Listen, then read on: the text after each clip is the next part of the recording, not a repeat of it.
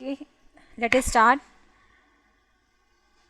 अब हम आपको जो ट्रेनिंग दे रहे हैं, आज जो है डे 1 और डेली बेसिस पे 7 डेज़ आपकी ट्रेनिंग होगी। 7 डेज़ ट्रेनिंग के अंदर आपके 7 डेज़ में 2 सेशंस होंगे। इट मीन्स कि टोटल 14 सेशंस हैं। जो सेशंस होंगे उसमें जैसे 1 सेशन का अगर हम डिस्क्राइब करें तो 1 आवर की जो होगी आपकी training, okay. Than half an hour जो होगा आपका प्रैक्टिकल सेशन। जो भी हमने ट्रेनिंग सेशन के दौरान किया है उसको हम प्रैक्टिकली जो प्रैक्टिस करेंगे अपनी, एक पेपर मिलेगा उसको आप प्रैक्टिकली करके देखेंगे। उसके बीच में कोई आपके डाउट्स होंगे तो वहीं पे आप उसको क्लैरिफाई कर लेंगे। आफ्टर दैट हम आपसे क्वेश्चंस पूछेंगे और उसके आपको आंसर्स देने हैं। उसके बीच में अगर आपको कोई क्वेरीज आती है तो वो आप उसी टाइम पे पूछ सकते हो, ठीक है। तो टोटल प्रोडक्टिव सेशन होगा, दैट विल बी 2 आवर्स। तो आज का जो हमारा टॉपिक है that is business accounting.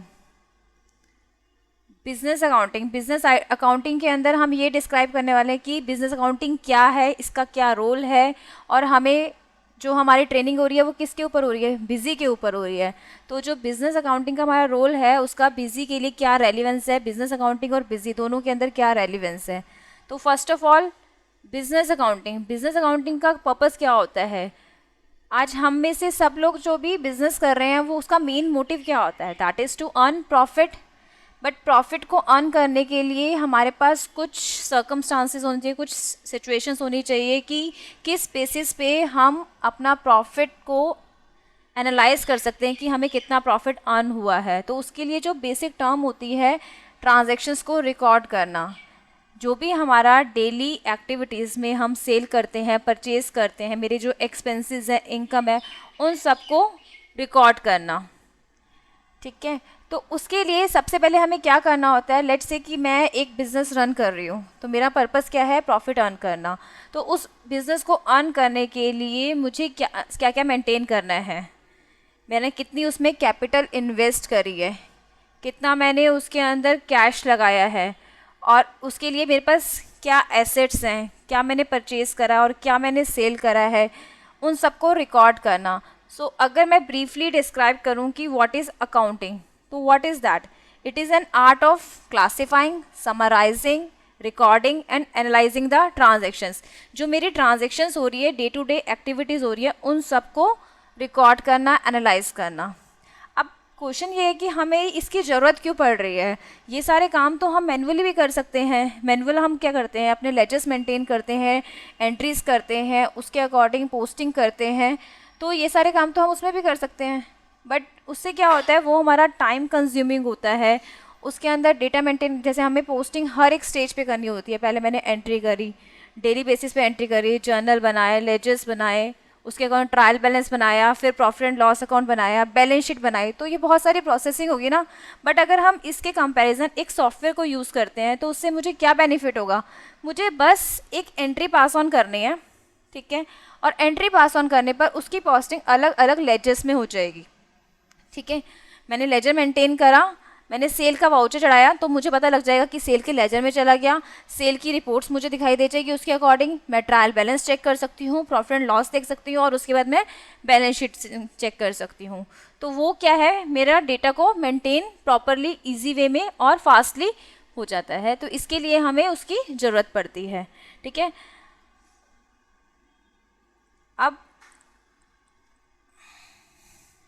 Computerised accounting जो है उसका क्या पर्पज़ है मेरा, बेसिकली मैं कंप्यूटराइज्ड अकाउंटिंग को क्यों यूज़ कर रही हूँ। जैसे कि अभी हमने डिस्कस करा कि हम उससे कई सारी रिपोर्ट्स को मेंटेन कर सकते हैं। मैंने डेटा मेंटेन करा, मैंने परचेज, सेल, इन सब के वाउचर्स एंटर करे, तो मेरे पास सारे, एक सिंगल क्लिक करा, मुझे जितनी रिपोर्ट्स देखनी है मैं सारी रिपोर्ट्स को ईजिली देख सकती हूँ। फर्स्ट बेनिफिट ये हो गया, ठीक है। अब हम जब डेली एक्टिविटीज़ में काम करते हैं, मैंने एंटर करा, मैंने कहा कि मैंने गुड्स परचेज करी है, तो मैंने एंट्री डाल दी, purchase account debit to party, ठीक है। तो इससे क्या हुआ, मैंने कहा मैंने परचेज करी थी 2 लाख की, बट एंटर करते टाइम मैंने यहाँ ऊपर 2 लाख लिख दिया, नीचे 20,000 लिख दिया, तो वो क्या होगा, उसमें कहीं भी कोई पॉपअप नहीं आएगा, कोई एरर का पता नहीं लगेगा। मैंने ऊपर 2 लाख लिखा, यहाँ 20,000 लिख दिया, तो उससे क्या हुआ, मुझे पता ही नहीं लगा कि क्या मेरा ठीक है या गलत है। बाय मिस्टेक मैंने उसको एंटर कर दिया। जब लास्ट में मेरा ट्रायल बैलेंस मिलेगा तो मेरे को पता लगेगा कि मेरी जो एसेट साइड है, मेरी डेबिट साइड और क्रेडिट साइड मैच नहीं कर रही, तो इट मीन्स कि दोनों में कहीं फ्लॉज है, तो उसके लिए मुझे पूरा चेक करना पड़ेगा। अब इसका क्या बेनिफिट होगा, अगर मैं सॉफ्टवेयर की बात करूँ, सॉफ्टवेयर को यूज़ करती हूँ, तो उससे क्या बेनिफिट होगा, मैंने डेबिट में डाला 2 लाख और क्रेडिट में डाला 20,000, जब हम सेव करेंगे तो मैसेज आ जाएगा कि debit and credit side must match, तो एरर के चांसेस कम होते हैं, डेटा मेरा प्रॉपरली एक्यूरेट होता है, मैं उस डेटा के ऊपर रिलाई कर सकती हूँ। ठीक है, जो मेरा डेटा है उसमें मैं रिलाई कर सकती हूँ कि जो मैंने डेटा एंटर किया हुआ है दैट इज़ कम्प्लीटली ओके। उसके अकॉर्डिंग जो रिपोर्ट्स आएगी वो भी परफेक्ट है। अगर मैंने डेटा एंटर किया हुआ है अकॉर्डिंगली, तो उसके अकॉर्डिंग जितनी भी रिपोर्ट्स हैं, मेरा profit and loss account, cell register, MIS reports, profitability report, वो सारी की सारी रिपोर्ट्स मेरी कम्प्लीटली ओके है। उससे बेसिकली क्या होता है, अब जैसे मैंने सेल का वाउचर बनाया, सेल का वाउचर बनाने पर कुछ कस्टमर्स कहते हैं कि मुझे उसके अंदर सेल के वाउचर में आइटम्स को नहीं दिखाना, मुझे सिर्फ और सिर्फ उसका अकाउंटिंग इफेक्ट करना है, तो मैं सेल का वाउचर जो मैंने एंटर करा हुआ है मैं उसको प्रिंट कर सकती हूँ, सिर्फ अकाउंटिंग वाउचर। कुछ कस्टमर्स कहते हैं मुझे अकाउंटिंग वाउचर नहीं देखना, मुझे प्रॉपर देखना है कि इन्वेंट्री मेरी कितनी पास ऑन हुई है, कितना मेरा उसकी कॉस्टिंग है, कितने मेरे उस पर एक्स्ट्रा एक्सपेंसेस लगे हैं। तो अगर मुझे इन्वेंट्री वाउचर निकालना है तो मैं इन्वेंट्री वाउचर निकाल सकती हूँ। तो एक वाउचर जनरेट करने से मल्टीपल इनवॉइस जो है हम उसमें प्रिंट आउट कर सकते हैं। ठीक है, नेक्स्ट जो भी हम वाउचर्स एंटर कर रहे हैं उसके अंदर मुझे प्रॉपर वैट की रिपोर्ट्स और other reports, statutory reports like कि एक्साइज हम यूज़ कर रहे हैं, सर्विस टैक्स यूज़ कर रहे हैं, वैट यूज़ कर रहे हैं, तो उनकी रिपोर्ट साथ साथ मेंटेन हो जाती है। ऐसा नहीं है कि मुझे वैट के लिए अलग से एंट्रीज डालनी पड़ेगी। जब मैं परचेज कर रही हूँ और सेल कर रही हूँ तो उसमें वैट चार्ज हो रहा है, मेरा कितना इनपुट है, कितना आउटपुट है, वो सब कुछ क्लेम कर सकते हैं हम, और वो सारी रिपोर्ट्स मेरी प्रॉपरली मेंटेन हो जाएगी परचेज में और सेल में। उसके अकॉर्डिंग मेरी वैट मेंटेन हो गया। वैट मेंटेन होते के साथ जो है मेरी वैट की रिपोर्ट्स बैकएंड के अंदर सारी बनती जा रही है, मुझे कोई भी एक्स्ट्रा एफर्ट्स नहीं करने पड़े। That is the main advantage of computerised accounting. ठीक है, अब हम जब एंटर कर रहे हैं, हमारे पास क्या हो रहा है, एक कस्टमर गुड्स परचेज करने के लिए आ रहा है और हम सेल कर रहे हैं। अगर वो कस्टमर हमारे पास आ रहा है, हम उसको मैनुअली एंटर कर रहे हैं, मैनुअली उनको बिल बना कर दे रहे हैं, तो दैट इज़ टाइम कंज्यूमिंग। मेरे पास बहुत ज़्यादा भीड़ लगी हुई है, बहुत क्राउडेड प्लेस हो गया है, अब मैं वहाँ पे एंट्रीज कर रही हूँ और उसमें क्या हो रहा है कि टाइम कंज्यूमिंग हो रहा है, कस्टमर इरिटेट होएंगे कि ऑलरेडी इतनी भीड़ है और टाइम कंज्यूम हो रहा है।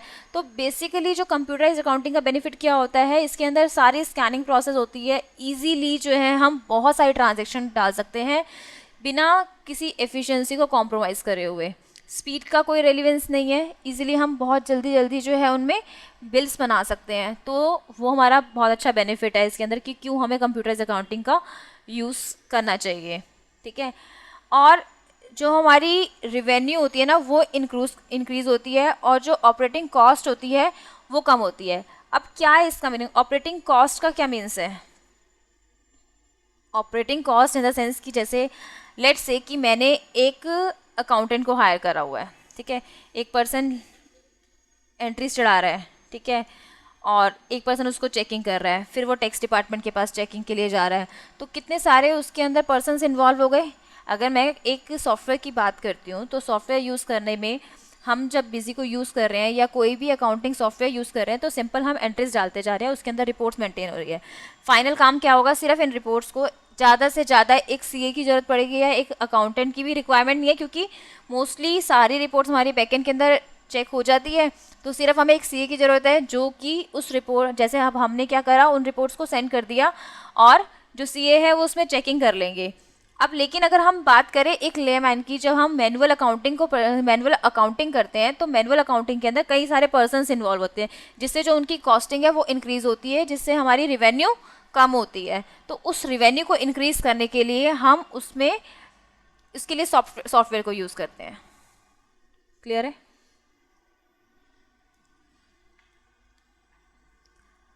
अभी हमने पढ़ा बिजनेस अकाउंटिंग, हमारा जो कॉन्सेप्ट था बिजनेस अकाउंटिंग। तो बिजनेस अकाउंटिंग का पर्पस हमने डिस्कस किया कि बेसिकली क्या होता है, प्रॉफिट को अर्न करना। उसके लिए हमें सब चीज़ें रिकॉर्ड करनी होती है, सारी ट्रांजैक्शंस को रिकॉर्ड करना होता है, ठीक है। तो उसके अंदर उन ट्रांजैक्शंस को रिकॉर्ड करने के लिए हमारे पास कुछ बेसिक अकाउंट्स की टर्म्स होती है जिसका हमें मीनिंग पता होना चाहिए, ठीक है। अब हम इसके साथ साथ कई सारी चीज़ें यूज़ करेंगे, जैसे जो बेसिक अकाउंटिंग जो होती है उनमें 3 कॉन्सेप्ट होते हैं गोल्डन रूल्स, ठीक है। तो उन गोल्डन रूल्स को हमें एनालाइज करना होगा और उसके अकॉर्डिंग जो है क्या हमारा इन हो रहा है, क्या हमारा आउट हो रहा है, उन टर्म्स की हमें रिक्वायरमेंट पड़ेगी। लेट्स से कि मैंने गुड्स को परचेज करा है, ठीक है। जब हम गुड्स परचेज कर रहे हैं तो क्या एंट्री डालते हैं, purchase account debit to party. अब इसमें हमारे पास 2 कंसेप्ट आए, एक तो डेबिट हो गया और एक क्रेडिट। तो ये डेबिट और क्रेडिट क्या है, ठीक है। तो उसके लिए हम डेबिट और क्रेडिट के कंसेप्ट को पढ़ने के लिए हम 3 गोल्डन रूल्स पढ़ेंगे, वो हमारा इस टॉपिक के बाद डिस्कस होगा, ठीक है। उस गोल्डन रूल्स में आपको पता लग जाएगा डेबिट और क्रेडिट में क्या कंसेप्ट है। हमारे पास कोई स्टॉक आ रहा है तो हम उसको क्या कर देंगे, डेबिट। हमारी तरफ से कोई इन्वेंट्री जा रही है तो वो क्या हो जाएगी, क्रेडिट, ठीक है। हमारे जितने भी एक्सपेंसेस हैं, जो भी हमारे एक्सपेंस इनकर्ड हो रहे हैं या हमारे जो लॉसेज हैं, वो हमारे क्या होते हैं, डेबिट। अपोजिटली जो हमारे इनकम है और जो गेन्स है वो हमारे क्या होते हैं, क्रेडिट। तो उसके हिसाब से हमें कैटेगराइज करना है क्या हमारा डेबिट होना है और क्या हमारा क्रेडिट। इसके अकॉर्डिंग जो हमारे लेजर बैलेंसेस हैं किससे वो बढ़ेंगे और किससे वो घटेंगे, ठीक है। अब हम बात करते हैं डेटर्स। तो डेटर्स हमारे कौन से होते हैं, जिनको हम गुड्स सेल करते हैं। गुड्स सेल करते हैं इट मीन्स कि जिनसे हमारे पास पैसा आ रहा है, जिनसे हमें पैसा मिलना है, क्लियर है। क्रेडिटर्स जिनसे हम गुड्स को परचेज करते हैं, जिन्हें हमें पैसा देना है। हमारी मेन रिस्पॉन्सिबिलिटी क्या है, we have to pay money, we are obliged to pay money, that is our creditors. ये मैं सिंपल लैंग्वेज में आपको बता रही हूँ जिससे आपको daily day to day activities के अंदर अगर हमारे नॉर्मल जो अकाउंटिंग बैकग्राउंड से नहीं है उन्हें भी सिंपल समझ में आ जाए। मैंने अगर सेल करा तो उनसे मुझे पैसा जो है लेना होता है ना। मैंने आपको अगर कुछ सेल कर रही हूँ तो आप मुझे पैसे दोगे, तो दे आर माई डेटर्स। और मुझे अगर आपको पैसा देना है तो आप मेरे लिए क्या होगे, क्रेडिटर्स, ठीक है। नेक्स्ट है कैपिटल। तो कैपिटल में क्या होता है, मैंने एक बिजनेस स्टार्ट करा। बिजनेस क्या होती है, एक सेपरेट एंटिटी है और जो ऑनर है that is a separate entity.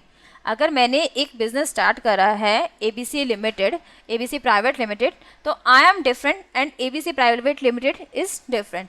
मैंने अगर अपने बिजनेस के अंदर कुछ अमाउंट इन्वेस्ट करी है तो मैं सेपरेट एंटिटी हूँ और मेरी कंपनी सेपरेट एंटिटी है। मैं ये नहीं कह सकती कि मैंने अगर पैसा अपने कंपनी में लगाया तो वो मैंने ही अपना ही लगाया। अगर मैं कंपनी के में पैसा लगा रही हूँ तो कंपनी इज ऑब्लाइज्ड टू पे मी बैक, ठीक है। तो ये क्या कर रही हूँ, मैं कंपनी को दे रही हूँ, तो उसमें कंपनी रिस्पॉन्सिबल है कि वो मुझे पैसे वो वापस देगी, ठीक है। तो इसलिए हम उसको लिंक अप नहीं कर सकते। कैपिटल जो होता है एक पार्ट होता है जो हम अब अपनी कंपनी में इन्वेस्ट कर रहे हैं। एसेट्स क्या होती है, जो हमारी लॉन्ग टर्म और शॉर्ट टर्म, 2 टाइप की हमारी एसेट्स होती है, करंट एसेट्स और फिक्स्ड एसेट्स, ठीक है। जो करंट एसेट्स होती है वो हमारी विद इन द पीरियड जो है कैश में कन्वर्टेबल होती है। जो हमारे डेटर्स हो गए, स्टॉक हो गया, कैश हो गया, बैंक हो गया, ये जो होते हैं 12 मंथ्स के अंदर जो है वो हमारे पास कन्वर्टेबल होते हैं। और जो हमारी फिक्स्ड एसेट्स होती हैं, फिक्स्ड एसेट्स का पर्पस होता है कि एक बार मैंने उसको परचेज कर लिया तो वो लाइफ लॉन्ग मेरे साथ बिजनेस में है, ठीक है। मैं अगर एक लैपटॉप परचेज कर रही हूँ तो वो मेरे पास मेरी कंपनी की एसेट्स हो जाएगी, ठीक है। तो एसेट्स का मतलब क्या होता है, हमारी कंपनी के लिए जो लाइफ टाइम यूज़ होने वाली है, जिससे हमें अपने बिजनेस को फर्निश करने में हेल्प मिलने वाली होती है। और लायबिलिटीज़ क्या होती हैं कि जिन्हें हमें देना है। लायबिलिटीज़ क्या है, वी आर ऑब्लाइज्ड टू पे। तो जितना हमें देना है, जैसे कि मैंने एक लोन ले लिया तो वो भी क्या है, मेरी लायबिलिटीज़ है। मैंने बैंक से लोन लिया तो वो क्या है, मेरी लायबिलिटी है। Trading account and P&L account, हम इन दोनों को पढ़ेंगे। ट्रेडिंग अकाउंट में बेसिकली क्या होता है, जो मेरी फैक्ट्री रिलेटेड एक्सपेंसेस होते हैं वो मेरे ट्रेडिंग अकाउंट के अंदर कवर अप होते हैं, और जो मेरे ऑफिस के एक्सपेंसेस होते हैं मेरा प्रॉफिट एंड लॉस के अंदर कवर अप होता है। मैंने एक एक्सपेंस किया, मेरी जो डायरेक्टली जैसे कि मैंने वेजेस पे कर दिए तो वो मेरे ट्रेडिंग के अंदर आएंगे, लेकिन मेरे जो ऑफिस एक्सपेंसेस है वो मेरे प्रॉफिट एंड लॉस के अंदर, प्रॉफिट एंड लॉस अकाउंट के अंदर आएंगे। जो भी मेरे डायरेक्टली खर्चे हो रहे हैं उस चीज़ को प्रोड्यूस करने के लिए फैक्ट्री से जो रिलेटेड है, वो मेरे सारे के सारे ट्रेडिंग अकाउंट के अंदर आएंगे। ट्रेडिंग अकाउंट के अंदर मेरी परचेज आएगी, मेरे डायरेक्ट एक्सपेंसेस आएंगे और सेल आएगी, ठीक है। उससे मेरा ग्रॉस प्रॉफिट निकल के आएगा, जो कि ग्रॉस प्रॉफिट हमें किस में कन्वर्ट करना है, नेट प्रॉफिट के अंदर। उस नेट प्रॉफिट को निकालने के लिए मुझे वो सारी कॉस्टिंग लगनी है कि जो मेरे बिजनेस के अंदर मैंने एक पेन भी प्रोड्यूस करा है, तो उस पेन को प्रोड्यूस करने के लिए मेरे कितने ऑफिस एक्सपेंसेस लग गए, उसके अंदर कितने एडवर्टाइजमेंट एक्सपेंसेस लग गए, तो उन सारे एक्सपेंसेस को शो करके ही तो मुझे नेट प्रॉफिट पता लगेगा ना, ठीक है। अगर हम बात करें कि मुझे एक पेन को प्रोड्यूस करना है, तो एक पेन के अंदर मैंने कहा सीधा सीधा जो मेरा रॉ मटेरियल लग रहा है, प्लास्टिक लग रहा है, एक इंक लग रही है, एक रिफिल लग रहा है, तो ये सब हो गया मेरे डायरेक्ट एक्सपेंसेस के अंदर। बट अगर मैं उसके अंदर बात करूं कि उसकी फिनिशिंग हो गई, उसको हमने आगे डाई के लिए दिया, जो भी उसके अंदर खर्चे मेरे एक्स्ट्रा ऑफिस रिलेटेड हो रहे हैं, एडमिनिस्ट्रेटिव एक्सपेंसेस हो रहे हैं, जैसे कि अगर मैं सैलरी भी, जो पर्सन उसको बना रहा है हम उसको सैलरी भी तो दे रहे हैं ना, तो उसकी जो इफेक्टिवली कॉस्ट आएगी वो होता है हमारा नेट प्रॉफिट। अगर हम ट्रेडिंग अकाउंट की बात करते हैं तो उसके अंदर सिर्फ और सिर्फ हमारा क्या आता है, परचेजेस, ग्रॉस प्रॉफिट, सेल्स, उसके अकॉर्डिंग हमारा जो है क्लोजिंग स्टॉक निकल के आ जाता है, ठीक है। अब इसी तरीके से प्रॉफिट एंड लॉस की बात करेंगे तो हमारा वही जो ग्रॉस प्रॉफिट आया हुआ होता है उसी को मुझे नेट प्रॉफिट में कन्वर्ट करने के लिए सारे एक्सपेंसेस को फाइंड आउट करना है, वो सारे एक्सपेंसेस को नोट करके नेट प्रॉफिट निकालना होता है, ठीक है। अब वो जो नेट प्रॉफिट होता है हमारी बैलेंस शीट के अंदर रिफ्लेक्ट करेगा, ठीक है। अब हम बात करते हैं हमारा ट्रायल बैलेंस। तो ट्रायल बैलेंस क्या होता है, जो हमारे कंपनी की फाइनेंशियल स्टेटमेंट को बताता है। लेट्स से कि मेरा जो डेबिट है और क्रेडिट है, ऑब्वियसली जो हमारी बैलेंस शीट होती है, बैलेंस शीट में हमारी फाइनेंशियल स्टेटमेंट को बताती है ना, फाइनेंशियल पोजीशन हमारी क्या है। तो जो ट्रायल बैलेंस है और प्रॉफिट एंड लॉस अकाउंट है वो हमें ये बताते हैं कि हमारी कंपनी की जो हमारा बिजनेस है उसकी फाइनेंशियल स्टेटमेंट क्या है। उसके अकॉर्डिंग जो हमारा डेबिट साइड है, एसेट्स जो होती है हमारी डेबिट साइड होती है और लाइबिलिटीज हमारी क्रेडिट साइड्स होती है, ठीक है। तो वो दोनों अगर मैच करती है तो वो उससे हमें पता लगता, उसके अकॉर्डिंग जो है हम उसमें बैलेंस शीट के अंदर सारी चीज़ें अगर हमारी मैच कर रही है तो उसके अकॉर्डिंग हम जज कर सकते हैं कि हमारी कंपनी की फाइनेंशियल स्टेटमेंट क्या है। तो उसके लिए पहले हम at the end of the year, जो हमारा फाइनेंशियल ईयर होता है 1 अप्रैल से 31 मार्च इन इंडिया, ठीक है, तो उसके अकॉर्डिंग मैं देखूंगी ट्रायल बैलेंस के अंदर जो मेरे जितने भी लेजर्स है, लेजर्स इन द सेंस कि जो मेरे अकाउंट्स है, whether they are of expenses और डेटर्स क्रेडिटर्स, जो भी मेरे लेजर्स हैं उन सब का ओपनिंग और क्लोजिंग, जो मेरा डेबिट साइड और क्रेडिट साइड, वो सारी मैच होनी चाहिए, ठीक है। अगर मेरी परचेजेज है और मेरे जो एक्सपेंसेस है वो सारे मेरे डेबिट साइड के अंदर नोटेड होंगे, जो भी मेरी इनकम्स हो रही है और जो भी मेरे गेन्स हो रहे हैं वो सारे मेरे क्रेडिट साइड के अंदर नोटेड डाउन होंगे। तो वो दोनों चीज़ें मेरी मैच होनी चाहिए ट्रायल बैलेंस के अंदर, ठीक है। अब वो दोनों अगर मैच हो जाती है तो हम फिर बैलेंस शीट अपनी प्रिपेयर करते हैं ताकि हमें पता लग सके कि जो हमारा बिजनेस है वो सही पोजीशन पे चल रहा है या नहीं चल रहा। अगर वो मैच नहीं हो रही इट मीन्स कि हमने कहीं ना कहीं कोई गलती करी हुई है, ठीक है। देन हमारा है स्टॉक अकाउंट। स्टॉक क्या होता है, हमने प्रॉफिट एंड लॉस के अंदर और ट्रेडिंग अकाउंट के अंदर क्लोजिंग स्टॉक की और ओपनिंग स्टॉक की बात करी थी। तो वो स्टॉक क्या होता है, स्टॉक वो चीज़ होती है जो हमारा जब हम कोई गुड्स परचेज करते हैं, मैंने कहा कि मेरे पास ओपनिंग स्टॉक के 10 पीस पड़े हुए हैं, कोई भी एक आइटम है उसके 10 पीस पड़े हैं, मैंने परचेज कर लिया उसके अंदर 15 पीस, टोटल 25 हो गए। अब 25 में से 13 मैंने सेल आउट कर दिए, तो मेरे पास कितने बचे, अब 12 पीसेस बचे हुए हैं। दैट इज़ माई स्टॉक, कि एट द एंड जो है मेरे पास कितना स्टॉक पड़ा हुआ है जो कि सेल आउट नहीं हुआ है, वो मेरा क्या होता है, स्टॉक। क्लियर है, कोई कंफ्यूजन? हमने स्टार्टिंग में जो अभी बेसिक टर्म्स हम पढ़ रहे थे अकाउंट्स की, तो उसके अंदर हमने डिस्कस किया था डेबिट एंड क्रेडिट, ठीक है, और मैंने उसको कोरिलेट किया था गोल्डन रूल्स ऑफ अकाउंटिंग्स। तो डेबिट और क्रेडिट का कंसेप्ट समझने के लिए आपको ये 3 रूल्स पता होने चाहिए।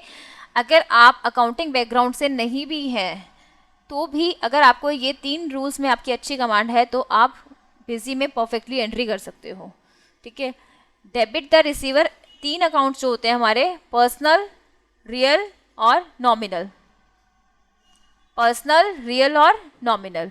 पर्सनल अकाउंट्स क्या होते हैं, जिसमें पर्सन्स इन्वॉल्व होते हैं, ठीक है, जिसमें हमारे पर्सन्स इन्वॉल्व होते हैं, लाइक कि राम, श्याम, ये सारे हमारे किस में आ जाएंगे, पर्सनल अकाउंट के अंदर, ठीक है।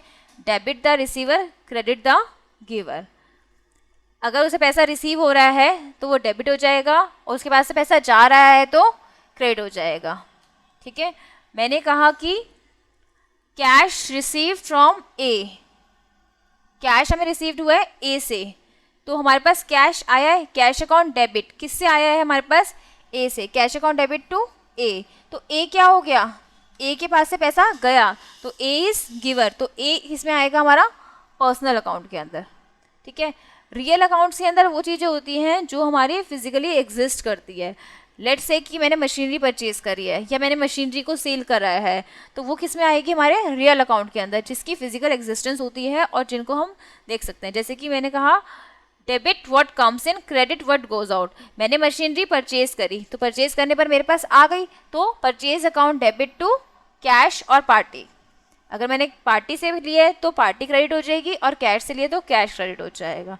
ठीक है, क्रेडिट व्हाट गोज आउट, मैंने कहा मेरी मशीनरी सेल आउट हो गई है, सेल आउट हो गई तो क्या हो जाएगी, वो क्रेडिट हो जाएगी। ठीक है, last debit all expenses and losses and credit all incomes and gains. ये हमारा नॉमिनल अकाउंट का पार्ट होता है, जिसके अंदर हमारे जितने भी एक्सपेंसेस होते हैं और जितनी भी इनकम्स होती है उन सबको रिकॉर्ड करने के लिए हम मेंटेन करते हैं। ठीक है, मैंने कहा कि मेरे एक गुड्स को प्रोड्यूस करने के लिए मेरे कुछ एक्सपेंसेस लगे हैं, लेट्स से 10,000 के, तो expenses account debit to cash, तो एक्सपेंसेस क्या हुए, मैं डेबिट हो गए। और इसके अपोजिट मैं कहती हूँ कि मुझे इनकम हुई है, तो क्या हो जाएगी, इनकम क्रेडिट हो जाएगी। क्लियर है, कोई कंफ्यूजन? तो जो बेसिक बिजनेस अकाउंटिंग है इसका कॉन्सेप्ट हमारा यहीं पे कंप्लीट होता है। ठीक है, नेक्स्ट अब है इंट्रोडक्शन टू बिजी। बिजी के बारे में हमने अभी तक क्या सुना है कि हम जो है सारे डेटा को मेंटेन कर सकते हैं, जो भी मेरी ट्रांजैक्शंस है, सेल हो रही है, परचेज हो रही है, जो मेरे एक्सपेंसेस है, उन सबको मेंटेन कर सकते हैं हम। ठीक है, अब बिजी हमने क्यों यूज़ करा है, उसके कुछ एडवांटेज है। बेसिकली इसको हम इजीली हैंडल कर सकते हैं, ओपनली सारी चीज़ें उसमें मेंटेन्ड है, यूज़र फ्रेंडली है। इसके अंदर हम स्टैट्यूटरी रिपोर्ट्स को मेंटेन कर सकते हैं, जितनी भी रिपोर्ट्स हैं वो सारी हम रिपोर्ट्स चेक कर सकते हैं कि हमारी वैट समरी कितनी है, कितना कंप्यूट हुआ है, रिटर्न जनरेट कर सकते हैं, इजीली हम उसको हैंडल कर सकते हैं। ठीक है, तो बेसिकली ये हमारा बिजी है। अब बिजी के कितने एडिशंस है, 3 एडिशंस है, that is basic, standard and enterprises. ठीक है, बेसिक के 3 एडिशंस है, that is basic, standard and enterprises. But इसके अंदर जो मॉड्यूल्स है वो टोटल 11 मॉड्यूल्स हैं। इसके अंदर हम ये कंसेप्ट पढ़ेंगे, single user, dual user and multi user. तो सिंगल यूज़र क्या है, ड्यूअल यूज़र क्या है, मल्टी यूज़र क्या है, ये हमें पता होना चाहिए। अगर मेरे को एक ही सिस्टम पे बिजी को यूज़ करना है तो हम कौन सा यूज़ करेंगे, सिंगल यूज़र। मैंने कहा कि एक ही लोकेशन के अंदर मुझे 2 सिस्टम पे यूज़ करना है, एक ही लोकेशन पर लैन कनेक्टिविटी के थ्रू मुझे 2 सिस्टम पे यूज़ करना है, तो हम क्या कर सकते हैं, ड्यूअल यूज़र ले लेंगे और उसके अंदर लैन कनेक्टिविटी के थ्रू हम एक्सेस कर सकते हैं अगर हम विद इन द प्रेमिसेस हैं।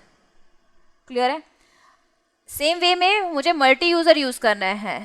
मैंने कहा मेरी एक ही कंपनी में काम होता है, बट एक ही कंपनी के अंदर मेरे 10 सिस्टम है, 15 सिस्टम है, 20 सिस्टम्स हैं, तो उन सब पे मुझे बिजी को यूज़ करना है। तो उसके लिए हमें क्या करना होगा, मैंने एक लाइसेंस लिया, बेसिक, स्टैंडर्ड और एंटरप्राइजेस। जो भी मेरी रिक्वायरमेंट होएगी, बेसिक के अकॉर्डिंग है, स्टैंडर्ड के अकॉर्डिंग है या एंटरप्राइज के अकॉर्डिंग है, तीनों में से जिसके भी अकॉर्डिंग है उसको मैं एडिशन को चूज़ करूँगी और मल्टी यूज़र उसका ले लूँगी। It may be BM, SM और EM। मैंने वो लिया, उसके अकॉर्डिंग मैंने एक सर्वर बना दिया और एक मेरा क्लाइंट हो गया। ठीक है, मल्टीपल क्लाइंट्स हो गए। अगर मैं मल्टी यूज़र की बात कर रही हूँ तो लेट्स से कि ये मेरा सर्वर है, मेरा डेटा इस लोकेशन पे रखा हुआ है। अब मैंने कहा कि मुझे बाकी लोकेशंस पे डेटा नहीं रखना, बाकी लोकेशंस पे इसी सिस्टम से डेटा को एक्सेस करना है, तो वो मेरा कंसेप्ट होता है मल्टी यूज़र का। ठीक है, मैंने कहा कि मुझे with in the premises data को एक्सेस करना है। मेरा डेटा यहाँ रखा हुआ है, मैंने यहाँ पाथ कर दिया C ड्राइव के अंदर, बिजीविन के अंदर, डेटा फोल्डर के अंदर मेरा डेटा रखा हुआ है। अब डेटा मेरा इसी लोकेशन पे है, if you all can access my system then you can access the data. मेरे पास VM, SM या EM का लाइसेंस है, अब हम अलग अलग लोकेशन से भी उसको एक्सेस कर सकते हैं, ठीक है। वो होता है मल्टी यूज़र, बट इसकी जो मेन क्राइटेरिया है कि सेम लोकेशन पर होना चाहिए। डिफरेंट लोकेशन पे हो तो आप मल्टी यूज़र को कंसेप्ट को यूज़ नहीं कर सकते हो। तो ये जो हो गया हमारा एक बीच में फ्लॉ आ गया। मैंने कहा कि मुझे अगर डिफरेंट लोकेशन पे यूज़ करना है, मैंने कहा मेरी ब्रांच एक दिल्ली में एक मुंबई में है, तो मेरे को मुंबई में यूज़ करना है, तो फिर उसके लिए मैं क्या करूँगा? उसके लिए क्या मुझे डिफरेंट डेटा मेंटेन करना होगा? ऑब्वियसली मेरा एक डेटा अगर दिल्ली में चल रहा है और मुंबई के अंदर भी मुझे उसी डेटा को एक्सेस करना है, तब हम क्या करेंगे? उसके लिए मुझे एक डिफरेंट मॉडल चाहिए होगा ना, एक ऐसा एडिशन चाहिए होगा जिसके थ्रू मैं एक्सेस कर सकूं डेटा को। मेरा दिल्ली के अंदर जो डेटा चल रहा है, मुंबई में बैठे बैठे मैं उस डेटा को भी एक्सेस कर सकूं। तो उसके लिए मुझे क्या करना होगा? एक सर्वर, उसके लिए मुझे SQL को अपने सिस्टम के अंदर इंस्टॉल करना होगा। क्लाइंट सर्वर एडिशन जो बिजी का है, क्लाइंट सर्वर एडिशन परचेज करना होगा। ये क्लाइंट सर्वर एडिशन बेसिक के अंदर अवेलेबल नहीं होता, सिर्फ स्टैंडर्ड और एंटरप्राइज के अंदर अवेलेबल है, ठीक है। स्टैंडर्ड एंटरप्राइज के अंदर हम क्लाइंट एडिशन लेंगे और उसके अंदर कोई डेटा डायरेक्टरी नहीं होती, हमें पाथ सेट नहीं करना होता स्पेसिफिकली, हमें अपने सर्वर की इंफॉर्मेशन देनी होगी, ठीक है। और उस सर्वर की इंफॉर्मेशन के थ्रू जो है हम डेटा को एक्सेस कर सकते हैं। अब मैंने बात की कि मल्टी यूज़र के अंदर मुझे लैन कनेक्टिविटी चाहिए, तो जो सर्वर क्लाइंट है वो तो लैन में नहीं चल सकता, क्योंकि लैन तो with in the premises he work करेगी ना। लोकल एरिया जो नेटवर्क है वो मेरा विद इन द प्रेमिसेस चाहिए होगा, बट अगर मुझे डिफरेंट लोकेशन पे चाहिए तो उसके लिए मुझे वैन कनेक्टिविटी चाहिए होगी, स्टैटिक IP परचेज करनी होगी जिससे मैं डेटा को एक्सेस कर सकूँ, ठीक है। और स्टैटिक IP के थ्रू हम डेटा को एक्सेस कर सकते हैं। डिटेल में इसके किस तरीके से जाएंगे वो हम धीरे धीरे सीखेंगे।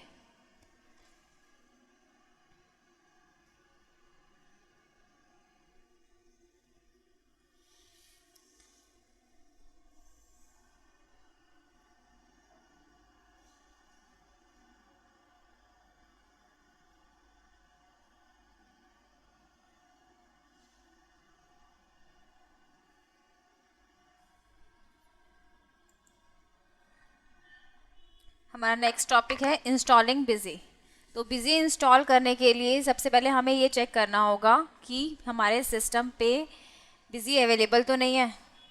अगर हमारे पास बिजी अवेलेबल है तो हमारा फर्स्ट जो काम होगा वो उसके अंदर क्या होगा कि आपको कंट्रोल पैनल से बिजी को रिमूव करना है। उससे प्रॉब्लम कई बार नहीं भी आती कि मान लीजिए अगर आपके पास बिजी का जो लेटेस्ट वर्जन 16 चल रहा है, अब 16 का आपके पास कोई पुराना रिलीज चल रहा है, आपने कंट्रोल पैनल में जाके उसको रिमूव नहीं करा तो ऐसा कोई प्रॉब्लम नहीं आएगी, बट लेकिन एरर आ सकती है। तो उससे बचने के लिए सबसे पहले हमें क्या करना चाहिए? कंट्रोल पैनल में जाके एग्जिस्टिंग रिलीज को रिमूव कर दो और फिर नए वाले रिलीज को अपडेट कर दो, ठीक है। बट लेकिन अभी हमने दो कंसेप्ट को यूज़ करा, एक तो वर्जन और एक रिलीज। तो पहले हमें ये पता होना चाहिए कि वर्जन्स क्या होते हैं और रिलीज क्या होते हैं, ठीक है। हमारा जो पुराने रिलीज थे पहले वो डॉस बेस्ड था, अब ये विंडोज़ बेस्ड है। तो जो पुराने रिलीज थे 3.4, 3.5, 3.6, 3.9, 12, 14 और अब जो हमारा लेटेस्ट वर्जन है दैट इज़ बिजी 16। तो ऐसे हमारे जो है नए नए वर्जन्स उसके अंदर अपडेट होते जा रहे हैं। वर्जन्स का मतलब क्या होता है कि जब एक मेजर चेंजेस आते हैं, कुछ हम नया डेवलप करते हैं, कोई नया मॉड्यूल्स बनाते हैं, तो उसके अकॉर्डिंग हम नए नए वर्जन्स को टाइम टू टाइम उसको अपडेट करते जाते हैं, ठीक है। लेकिन मैंने कहा कि अब जैसे मेरा बिजी 16 चल रहा है, बिजी 16 के अंदर कोई मेरा एक फ़ीचर है जो कि प्रॉपरली वर्क नहीं कर रहा, तो उस जो फीचर मेरा प्रॉपरली वर्क नहीं कर रहा उसमें हो सकता है ना कि बिजी की तरफ से कोई फॉल्ट है, कोई फ्लॉ है। अगर वो फ्लॉ है उसके अंदर तो उसके लिए हम क्या करते हैं? नया रिलीज़ अपडेट करते हैं। और जब नया रिलीज़ अपडेट होता है तो उसके अकॉर्डिंग हम अपने पुराने रिलीज़ को रिमूव करके नया रिलीज़ अपडेट कर देते हैं। जो प्रॉब्लम हमारे एग्जिस्टिंग रिलीज़ के अंदर आ रही थी वो ठीक हो जाती है। वो जो फ्लॉ होता है उसको हम नाम देते हैं बग। तो जो भी हमें रेगुलर बेसिस पे बग रिसीव होते हैं हम उसको अपने अपडेटेड वर्जन के अंदर ठीक करवाते हैं, ठीक है। जैसे कि मैंने आपको बताया हमने दो कॉन्सेप्ट्स के बारे में पढ़ा, एक तो हमारा वर्जन और एक रिलीज़। तो वर्जन और रिलीज़ के साथ साथ ही हम पढ़ेंगे एक अपग्रेडेशन और अपडेट, ठीक है। जो हमारे वर्जन्स होते हैं, मैंने 3.4 वर्जन मैं यूज़ कर रही हूँ, जो कि मेरा बहुत पुराना वर्जन है, ठीक है। अब मैं ये चाह रही हूँ कि बिजी 16 मुझे यूज़ करना है, तो अगर मैं 3.4 से 16 वर्जन के अंदर आती हूँ तो मैं क्या करवाऊँगी, अपग्रेड करवाऊँगी। That is called upgradation. जब हम लोअर से हायर में जा रहे हैं तो वो अपग्रेडेशन हो जाएगा, और एक वर्जन से दूसरे वर्जन में जा रहे हैं तो वो हमारा अपग्रेडेशन होता है। But in the mean while मैं ये कह रही हूँ कि मुझे बिजी 16 यूज़ कर रही हूँ, और बिजी 16 के अंदर मेरा 2.0 रिलीज़ चल रहा है, जो कि मेरा बहुत पुराना रिलीज़ है। बिजी 16 के अंदर ही मेरा जो रिलीज़ आ रहा है 5.4 है इस टाइम पे, मुझे 5.4 अपडेट करना है। तो उसके अकॉर्डिंग क्या होगा, बिजी 16 के 2.0 से बिजी 16 के 5.4 में मैं जा रही हूँ, तो वो क्या होते हैं, रिलीज़ अपडेशन, ठीक है। वो हमारा होता है रिलीज अपडेशन। तो उस चीज़ के अंदर वो अपग्रेडेशन नहीं कहलाता है, उसको हम बोलते हैं अपडेट, कि बिजी का 16 रिलीज का नया अपडेट आ गया है, ठीक है। अब मैं बात कर रही हूँ कि मुझे अगर 3.4 से 16 में जाना है, मेरे पास बिजी 3.4 चल रहा है, अब मैं 16 को यूज़ कर रही हूँ, तो उस सिचुएशन के अंदर ये कंपलसरी नहीं होता कि हम 3.4 को रिमूव करें फिर 16 को इंस्टॉल करें, क्योंकि 3.4 और 16 दोनों के दोनों डिफरेंट वर्जन है। तो एक सिस्टम के अंदर डिफरेंट वर्जन हो सकते हैं, उसमें कोई प्रॉब्लम नहीं है, बट सेम वर्जन के डिफरेंट रिलीज नहीं होने चाहिए। लेट्स से कि 16 वर्जन का 2.0 से मैं 5.4 में आ गई हूँ, तो मेरे पास 2.0 ऑलरेडी मेरे पास अवेलेबल है ना, तो मुझे क्या करना होगा, 2.0 को कंट्रोल पैनल के अंदर जाके रिमूव करना होगा। अब वो कैसे करना होगा ये हम प्रोसेस देखते हैं। स्टार्ट पे जाती हूँ, कंट्रोल पैनल, कंट्रोल पैनल के अंदर हमारे पास ऑप्शन होते हैं प्रोग्राम्स एंड फीचर्स।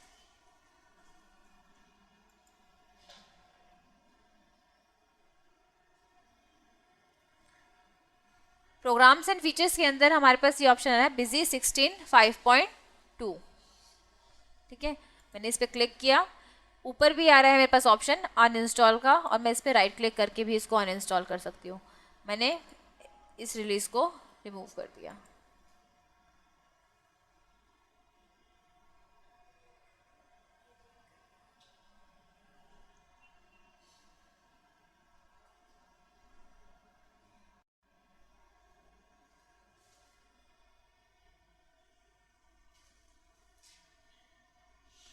अब यहाँ पे ये पूछ रहा है following application should be close before continuing the initial. हमारे पास यहाँ देखिए नीचे बिजी चल रहा है, तो अगर हमारे पास बिजी चल रहा है तो हम उसको नहीं कर पाएंगे, नहीं करेंगे। अब मैंने यहाँ पे इसको कैंसिल कर दिया, तो जो मेरी रिमूवल वाली प्रोसेस थी वो कैंसिल हो गई।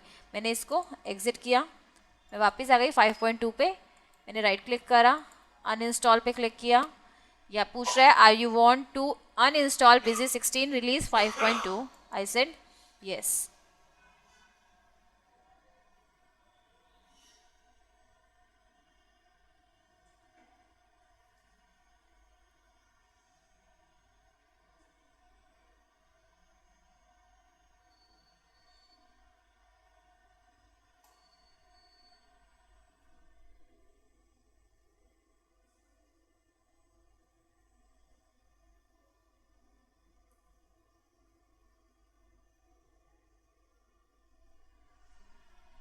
ठीक है, यहाँ से बिजी 16 5.2 रिमूव हो गया, और जैसा कि आप देख रहे हो डेस्कटॉप से शॉर्टकट भी डिसअपियर हो गई है।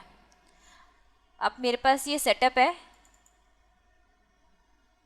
इसको मैंने ऑलरेडी डाउनलोड किया हुआ है, बट अगर आपको डाउनलोड करना है तो उसके लिए हमें, हमारे पास दो साइट्स हैं, ठीक है, www.busy.in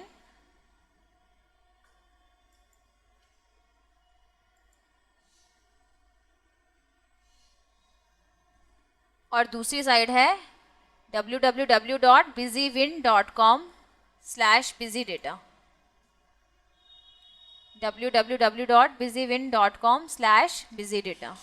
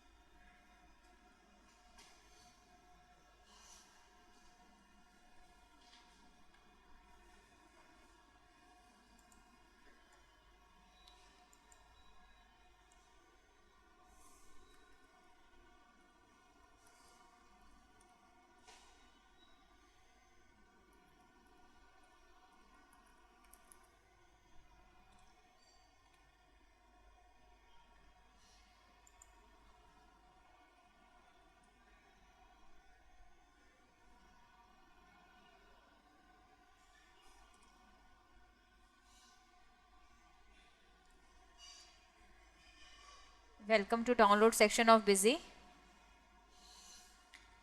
यहाँ पे हमारे पास बिजी 16 का जैसे कि 5.4 रिलीज़ है, लेटेस्ट रिलीज़ जो है मेरा। यहाँ पे क्लिक टू डाउनलोड पे क्लिक करेंगे तो नीचे डाउनलोडिंग स्टार्ट हो जाएगी। ठीक है, ऐसी 14 वर्जन, 12 वर्जन और 3.9 वर्जन। इससे पुराने वर्जन इसलिए नहीं है क्योंकि अब वो प्रोडक्ट लाइन में नहीं है। ठीक है, तो इसके लिए हम सपोर्ट भी अलाउ नहीं करते, तो इसलिए वो हमने यहाँ से हटाए हुए हैं। बाकी और कई सारी इसके अंदर चीज़ें हैं, कस्टमाइजेशन है, टैम्पलेट्स हैं, जो भी आपको साइट से देखना हो वो आप चेक कर सकते हो। ठीक है, तो यहाँ से हम डाउनलोडिंग स्टार्ट कर देंगे तो मेरे पास यही सेटअप आ जाएगा। अभी मेरे पास ऑलरेडी सेटअप है तो मैं इसी को इंस्टॉल कर रही हूँ। सेटअप पे क्लिक किया,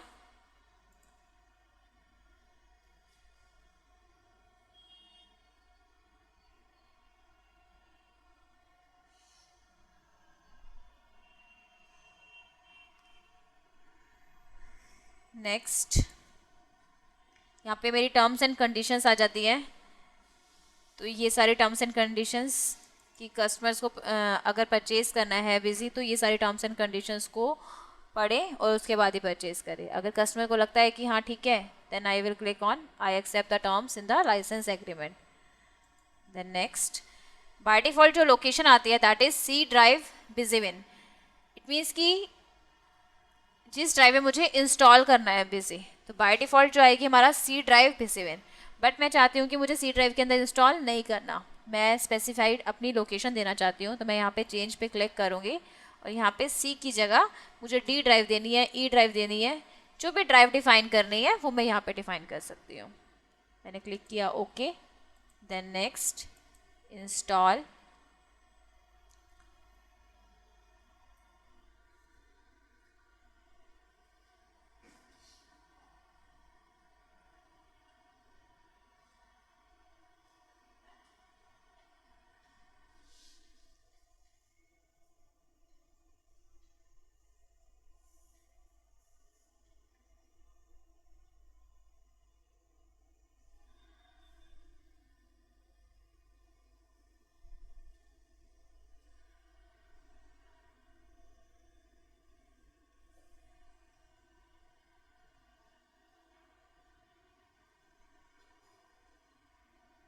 जब एक सेटअप इंस्टॉल होता है ना, तो इंस्टॉल होने पर कई सारे फाइल्स होती हैं जो कि उसके अंदर होनी चाहिए। ठीक है, तो जब इंस्टॉलेशन प्रोसेस होती है तो इंस्टॉलेशन प्रोसेस के अंदर ये सारी फाइल्स को चेक करता है कि वो फाइल्स हैं या नहीं है। सेटअप का जितना साइज़ है उतना अवेलेबल होना चाहिए। जैसे इसके अंदर 70.7 MB है। ठीक है, तो जब हम डाउनलोडिंग के प्रोसेस स्टार्ट कर, लेट से कि डाउनलोड पूरा नहीं हुआ, तो उस टाइम पे क्या होगा, जब आप इंस्टॉल करोगे तो एरर आ जाएगी। ठीक है, तो उसमें क्या होता है कि सारी फाइल्स में से कुछ एक फाइल्स है जो कि मिसिंग है, जिसकी वजह से डाउनलोड कंप्लीट नहीं हुआ है और दोबारा से हमें डाउनलोड करके फिर इंस्टॉल करना होगा। Now installation is complete, finish. अब यहाँ पे वापस एक डेस्कटॉप पे फोल्डर बन गया बिजी 16 के नाम से। ठीक है,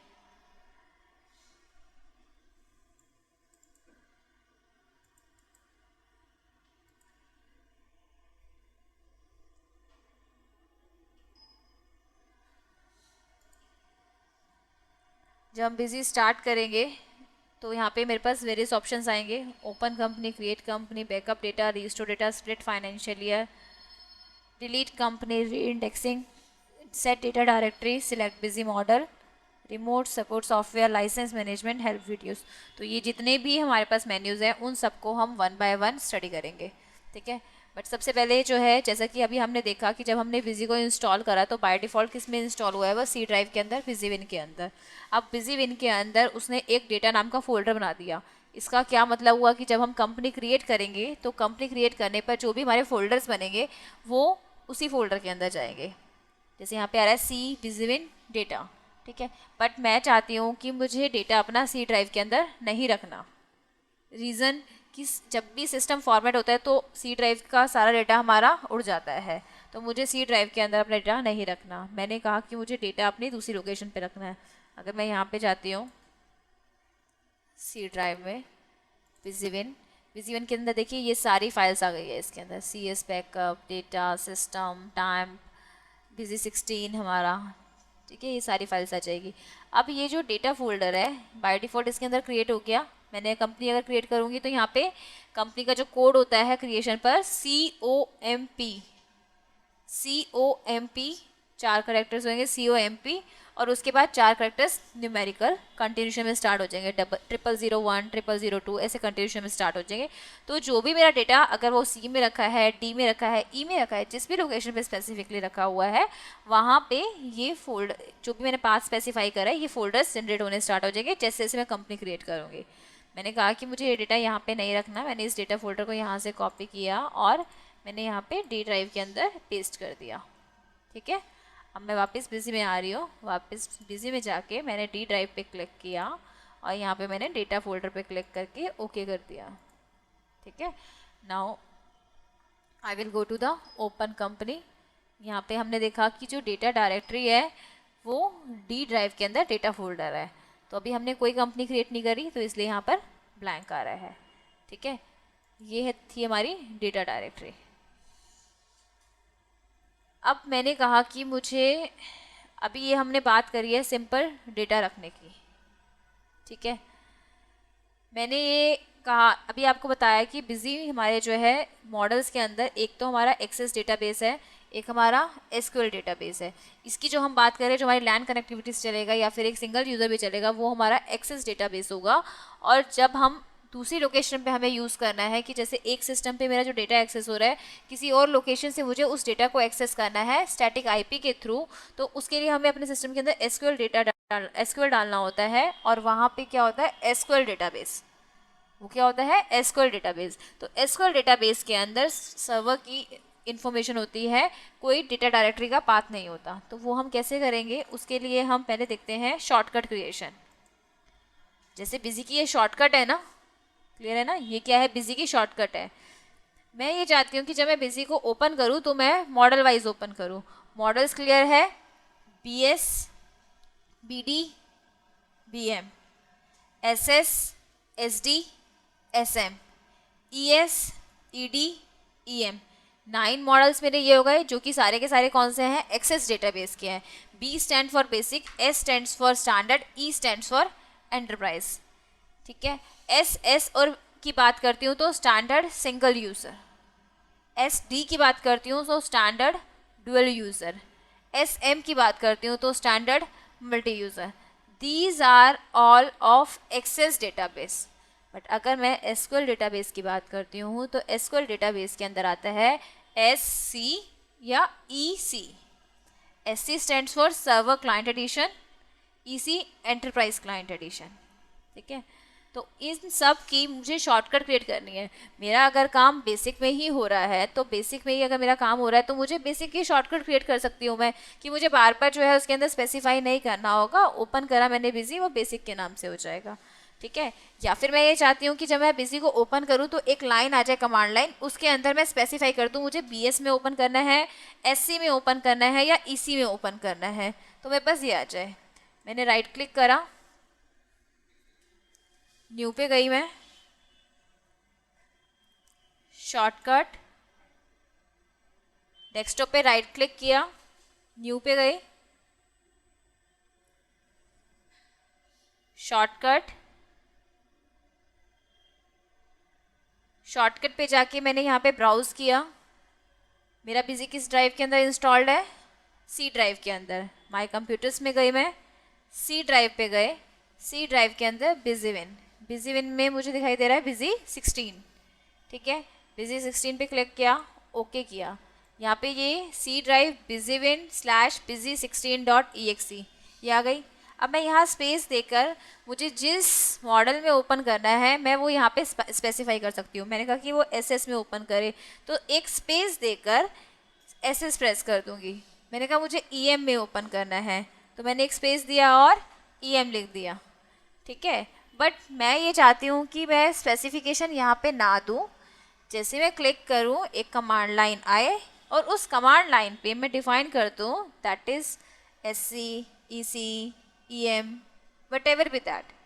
तो मैंने यहाँ पे EM को भी हटा दिया, शिफ्ट के साथ ये जो है मैंने क्वेश्चन मार्क लगा दिया। ठीक है, मैंने क्वेश्चन मार्क लगाया, नेक्स्ट पे क्लिक किया, बिजी 16 फिनिश। एक ये शॉर्टकट मेरी बनी हुई थी पहले से, एक ये वाली बनी है busy 16। अब देखिए यहाँ पे क्या आ गई, स्पेसिफाई कमांड लाइन। ये कमांड लाइन किससे आई है, एक क्वेश्चन मार्क लगाने से। मैं एक बार स्टेप्स रिपीट कर रही हूँ। डेस्कटॉप पे राइट क्लिक करना है, न्यू पे जाना है, शॉर्टकट पे जाना है। शॉर्टकट पे जाके मुझे बिजी की जो EXE फाइल है उसका पाथ देना है busy 16 का, और एक स्पेस देकर मैं एक स्पेसिफाई मॉड्यूल डिफाइन करना चाहती हूँ तो मैं वो मॉड्यूल डिफाइन कर दूंगी। और अगर मुझे ये कमांड लाइन चाहिए तो मैंने स्पेस प्रेस करा और क्वेश्चन मार्क लगा दिया। ठीक है, अब यहाँ पे मैंने कहा कि मुझे ओपन करना है EC में। ठीक है, EC stands for enterprise client edition. यहाँ पे आ रहा है user name is replaced with SA। I said okay. Server information is not available, क्योंकि मेरे सिस्टम पे सर्वर इंस्टॉल्ड नहीं है। मुझे SQL में डेटाबेस एक्सेस करने के लिए SQL को इंस्टॉल करना होगा। ठीक है,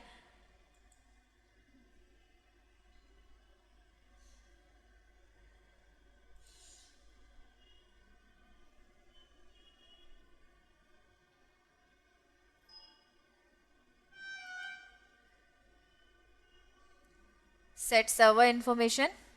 यहाँ पे डेटाबेस उसने ऑटोमेटिकली ले लिया MS SQL, क्योंकि एंटरप्राइज क्लाइंट एडिशन है। जैसा कि हमने डिस्कस किया है कि जो EC और SC होता है उसमें हमेशा SQL अपने सिस्टम के अंदर इंस्टॉल होना चाहिए। Database is MS SQL। Server name मुझे यहाँ पे स्पेसिफाई करना है। जब हम SQL डाउनलोड करते हैं तो उस टाइम पर हमें सर्वर नेम स्पेसिफाई करना होता है।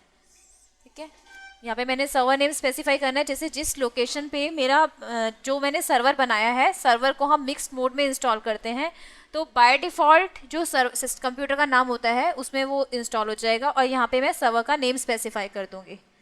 ठीक है, सर्वर नेम स्पेसिफाई करने पे यूज़र ID है मेरी SA। यूज़र ID जो है ये है सर्वर ऑथेंटिकेशन, ये हमेशा ऐसे ही रहेगी, सर्वर ऑथेंटिकेशन में ही रहेगा। और यहाँ पे मुझे सर्वर का पासवर्ड डिफाइन करना है। क्लियर है?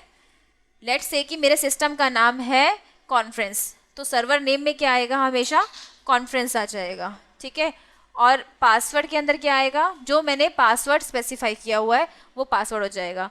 इसका मीनिंग क्या है, सर्वर नेम और पासवर्ड का बेसिकली स्पेसिफिकेशन ये होती है कि जब हमने SQL इंस्टॉल किया तो SQL तो सब इंस्टॉल करते हैं। अब हमें कैसे पता लगेगा कि हमारा डेटा कहाँ रखा हुआ है, SQL तो सभी इंस्टॉल करते हैं। आपने भी इंस्टॉल किया होगा, मैंने भी इंस्टॉल करा है, आप भी इंस्टॉल करोगे। तो हम जब इंस्टॉल करते हैं तो उसमें हम बताते हैं कि हमारा सर्वर नेम ये है और पासवर्ड ये है। ठीक है, तो सर्वर नेम और पासवर्ड डिफाइन कर देंगे हम और सेव कर देंगे। ठीक है,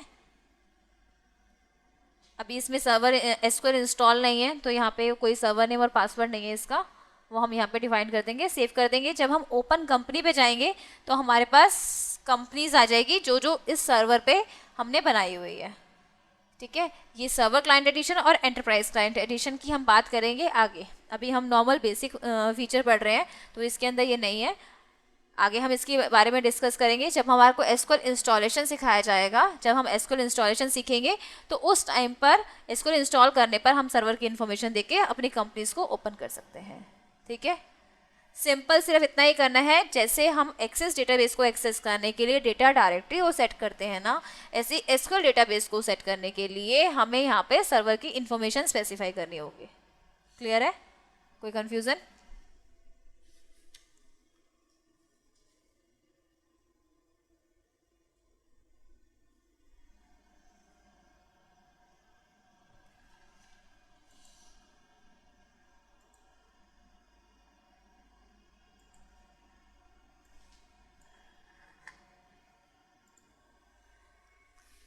ठीक है, हमारा ये वाला टॉपिक कंप्लीट होता है जो हमें यहाँ पे सर्वर इन्फॉर्मेशन स्पेसिफाई करनी होती है या डेटा डायरेक्टरी सेट करनी होती है। तो अभी हम EC और SC को अवॉइड करते हैं।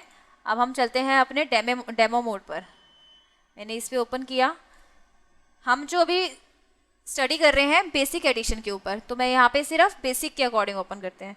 मैंने कहा कि BS ओपन करना है मुझे। ठीक है, अब जब हमने BS में ओपन किया तो यहाँ पे ये क्या शो कर रहा है, कुड नॉट चेक सिक्योरिटी। ठीक है, a valid security device could not be found, program will start in demo mode. ये हमें शो करेगा डेमो मोड में। क्योंकि हमारे पास जो होता है 30 डेज का एक ट्रायल वर्जन होता है। अगर हमें बिजी को परचेज करना होता है तो उसके लिए हमें हार्ड लॉक या सॉफ्ट लॉक की चाहिए होती है। हार्ड लॉक क्या होता है? हमारा डोंगल, ठीक है, उसके लिए हमें एक डोंगल चाहिए होता है। उस डोंगल के अंदर हमारी एक लाइसेंस की होती है जिसके थ्रू हम उसकी सिक्योरिटी को चेक करवाते हैं। क्योंकि अगर हमारा ये फ्री होगा, नॉर्मली कभी भी हम कितनी भी एंट्रीज को पास ऑन कर सकते हैं तो कोई भी यूज़ करेगा, फिर तो सॉफ्टवेयर को परचेज करने की ज़रूरत नहीं पड़ेगी ना। तो हमने क्या करा हुआ है, जिससे कस्टमर उसको चेक भी कर सके और हम अपना सेल भी कर सके, हमने एक डेमो एडिशन बनाया हुआ है जो कि 30 डेज़ की एक ट्रायल कॉपी होती है। हमने इसको साइट से डाउनलोड करा। डाउनलोड करने के बाद हमारी इंस्टॉलेशन कंप्लीट हो गई। इंस्टॉलेशन कंप्लीट होने के बाद ये हमारे पास डेमो कॉपी शो कर देगा। इसके अंदर हम 30 डेज़ तक एंट्री कर सकते हैं, 30 डेज़ या 300 वाउचर्स फीड कर सकते हैं, ठीक है। वो हमने काम करा। 30 डेज़ के बाद अगर हम इसमें काम करते हैं तो हमारे पास एक मैसेज आ जाएगा कि ये 30 डेज आपका जो टाइम पीरियड है वो एक्सपायर हो गया है। अब उसके बाद हमें क्या करना होगा? परचेज़ करना होगा, ठीक है। अब हम परचेज़ करते हैं तो हमारे पास दो ऑप्शन है, हार्ड लॉक और सॉफ्ट लॉक। अब हार्ड लॉक क्या है और सॉफ्ट लॉक क्या है? हार्ड लॉक की अगर हम बात करते हैं, जो हमारी लाइसेंस की होती है एक डोंगल के अंदर होता है। डोंगल कैसा होगा? जैसे एक पेन ड्राइव होती है, इसी तरीके से एक डोंगल होता है जिसके अंदर एक लाइसेंस की होगी, सिग्नेचर फाइल होती है, जिसके थ्रू उसको वो सिक्योरिटी चेक करता है और हम उसके अंदर थ्रू आउट द लाइफ काम कर सकते हैं, ठीक है। उसके बाद कोई बाउंडेशन नहीं है, एक वर्जन को हम यूज़ कर सकते हैं। बट मेरा डोंगल खो गया तो फिर क्या होगा? डोंगल खो गया, आपको दोबारा परचेस करना पड़ेगा ना। अब कस्टमर कहते हैं कि अब ऐसे तो हम डोंगल जो होता है एक नॉर्मल पेन ड्राइव काइंड की होती है, हम कहीं भी जाते हैं तो वो मिसप्लेस हो सकता है। अब उसके अंदर हम इन्वेस्ट करते हैं 30,000, 50,000, 70,000, हमारी जो भी इन्वेस्टमेंट लगी हुई होती है वो ख़त्म हो गई। तो उसके लिए हमने उनको ऑप्शन दिया है कि आप सॉफ्ट लॉक भी यूज़ कर सकते हो। सॉफ्ट लॉक क्या होता है कि जैसे कि मैं इस सिस्टम पर यूज़ कर रही हूँ, ठीक है, अगर मुझे एक सिस्टम स्पेसिफाइड है कि मुझे इस सिस्टम पे यूज़ करना है तो इस सिस्टम पर एक सॉफ्ट लॉक की हो जाएगी, लाइसेंस की एक्टिवेशन की दी जाएगी, जो आपकी हार्ड डिस्क के साथ वो बाइंड हो जाएगी, ठीक है। आपको सॉफ्ट लॉक के थ्रू एक एक्टिवेशन की मिलेगी जो कि आपके सीरियल नंबर को वैलिडेट करेगी, ठीक है। अब वो सीरियल नंबर मुझे मिल गया और एक लाइसेंस की मिल गई मुझे, मैंने उस लाइसेंस की को और सीरियल नंबर को अपने सिस्टम पे रजिस्टर कर दिया, ठीक है। अब ये जो मेरा सिस्टम है, इस सिस्टम पे मैं काम कर सकती हूँ, मुझे कोई डोंगल की रिक्वायरमेंट नहीं है, ठीक है। अब मैं बात करूँ कि मैंने इस सिस्टम पे कर दिया, अब मेरा ये सिस्टम ख़राब हो गया, ठीक है, अब ये सिस्टम ओपन ही नहीं हो रहा मेरा, मैं क्या करूँ? इसके लिए क्या करना होगा? क्या मुझे दोबारा से डोंगल परचेज़ करना होगा या दोबारा से की ले परचेज़ करनी होगी? नहीं, उसका हमने एक ऑप्शन दिया हुआ है कि किसी भी सिस्टम से, ज़रूरी नहीं है कि वो सिस्टम आपका ओपन होना होगा। मान लीजिए आपका सिस्टम ही नहीं ओपन हो रहा तो हम क्या करेंगे? ऐसा तो नहीं है ना, फिर हमारा कि काम सफ़र करना चाहिए। तो हमारे पास एक एक्टिवेशन की होती है और एक सीरियल नंबर होता है जो हमारी हार्ड डिस्क से बाइंड होती है। तो हमने क्या करा, दूसरे सिस्टम पे गए, दूसरे सिस्टम पे जाकर सरेंडर कर दिया, ठीक है, कि उस सिस्टम से सरेंडर होकर अब हम क्या करेंगे, नए सिस्टम पे उसको रजिस्टर कर सकते हैं। तो उससे हम सेफ साइड पे रहते हैं, जिसका फिक्स है कि मुझे इसी सिस्टम पे काम करना है, मुझे कहीं मूव नहीं करना है एक लोकेशन से दूसरी लोकेशन पे। उनके लिए तो एक सिस्टम पे रजिस्टर होना इनफ है ना। इन केस की सिस्टम में कुछ प्रॉब्लम आ गई तो उसमें क्या होगा, हम दूसरे सिस्टम पे काम कर सकते हैं, ठीक है।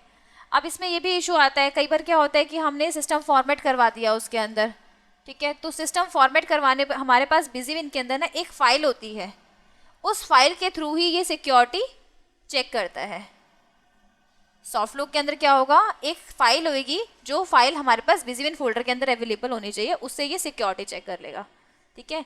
बेसिक कॉन्सेप्ट यही है। बट अभी जो प्रोसेसिंग है लाइसेंस मैनेजमेंट की, किस तरीके से हमें रजिस्टर करना है, क्या क्या उसकी प्रोसेस है, वो हम आगे डिस्कस करेंगे।